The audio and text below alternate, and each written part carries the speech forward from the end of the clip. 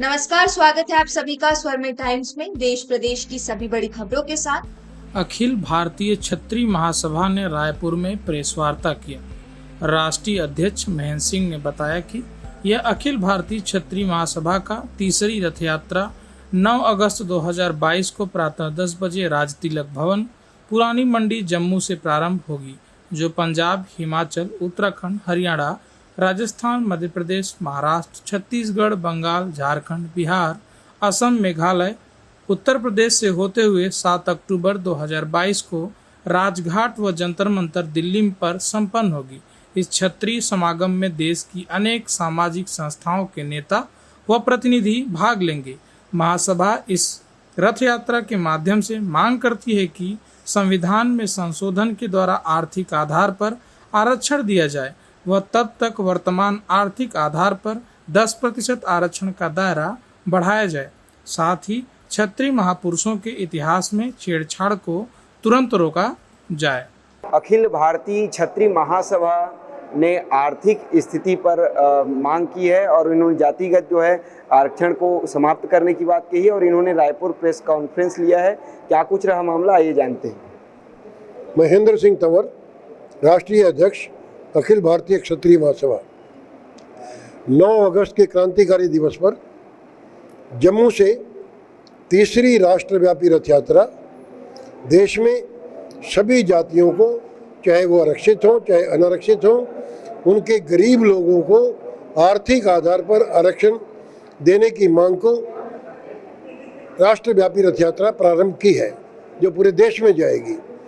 और इससे पहले भी हमने 2 राष्ट्रव्यापी रथ यात्राएं 8 महीने की 2010 और 2017 में 70,000 किलोमीटर का सफ़र तय करके निकाली है, जिसका परिणाम ये हुआ है कि देश में 10% आरक्षण आर्थिक आधार पर दिया गया है।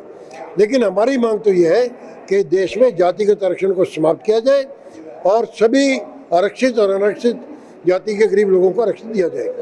9 अगस्त को जम्मू से शुरू हुई रथ यात्रा पंजाब, हिमाचल, उत्तराखंड, चंडीगढ़, वेस्टर्न यूपी, हरियाणा, राजस्थान, मध्य प्रदेश, महाराष्ट्र होते हुए यहाँ पे छत्तीसगढ़ में आई है।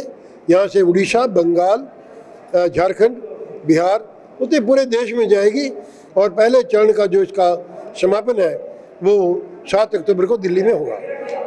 राज्यों पे आप जा रहे हैं तो राज्यों पे राज्य सरकार की क्या प्रतिक्रिया हो रही है इसको रथ यात्रा को लेकर? देखिए, राज्य सरकार की प्रतिक्रिया क्या है, इसको तो आप इसी बात से अंदाज़ा लगा सकते हैं कि हमारी चारों तरफ जो है CID की निगरानी है। वो जांच कर रही है कि हम कहाँ जाते हैं, कब जाएंगे, कहाँ ठहरेंगे, क्या करेंगे। तो वो सजग है, उनको पता है कि जनमत जो है हमारे साथ है और जब जनमत हमारे साथ है तो बड़ी से बड़ी तख्त और ताज जो है वो हिल जाते हैं। तो ये कोई ऐसी बात नहीं है। राज्य की सरकार भी और केंद्रीय भी सरकार भी, दोनों की 2 सरकारों की निगाह इसी रथ यात्रा पे है और हमें उम्मीद है कि ये और सामाजिक समरसता की हमारी मांग जो है वो बहुत जल्दी सरकार को माननी पड़ेगी। छत्तीसगढ़ राज्य आए हैं तो छत्तीसगढ़ सरकार से आपकी क्या अपेक्षा रहेगी? छत्तीसगढ़ में हम आए हैं, सभी वर्गों के लोग हमारी मीटिंग में थे रात। अभी आदरणीय AP सिंह साहब ने बताया सभी जातियों के लोग थे, सभी वर्गों के लोग थे।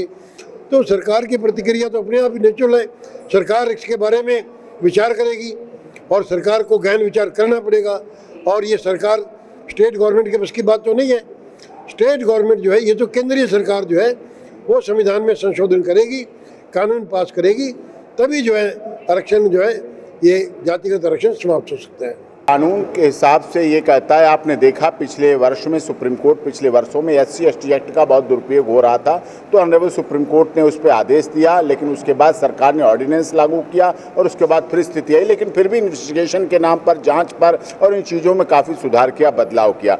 अब माननीय सर्वोच्च न्यायालय जो नए चीफ जस्टिस साहब बने हैं, अपने 72 दिन के कार्यकाल में निश्चित तौर पर उन्होंने हम लोगों को आश्वासन दिया है कि इकोनॉमिक वीकर सेक्शन के आरक्षण पर और क्रीमी लेयर के आरक्षण के लिए जो बातें चल रही हैं, इंदिरा साहनी केस जजमेंट हुआ जो कॉन्स्टिट्यूशन बेंच ने डिसाइड किया था, उस आधार पर अब नई परिस्थितियां आई हैं। क्रीमी लेयर हुआ है, इकोनॉमिक वीकर सेक्शन केंद्र सरकार ने 10% लागू किया, इस पर अन्य राज्य जैसे राजस्थान राज्य ने उस पर एक सुधार किया कि उसमें जो गाइडलाइन थी, कंडीशंस थी, उनको रिलैक्सेशन दिया राजस्थान सरकार ने। तो इस तरह से अन्य राज्य भी दें और उस पर सुधार हो, उस पर बदलाव हो। इसके लिए इस महीने के आखिर में या संभवतः अक्टूबर के प्रथम सप्ताह में, मतलब honourable chief justice of India जो ऑनरेबल यू ललित साहब हैं, उनके कार्यकाल में इस पर सुनवाई हो, ऐसी आशा हम व्यक्त करते हैं। डॉक्टर AP सिंह, एडवोकेट हूँ, सुप्रीम कोर्ट में। देश प्रदेश की सभी बड़ी खबरों से जुड़े रहने के लिए हमारे YouTube चैनल को लाइक, शेयर और सब्सक्राइब करना ना भूलें और लेटेस्ट खबरों के लिए बेल आइकन को प्रेस करें।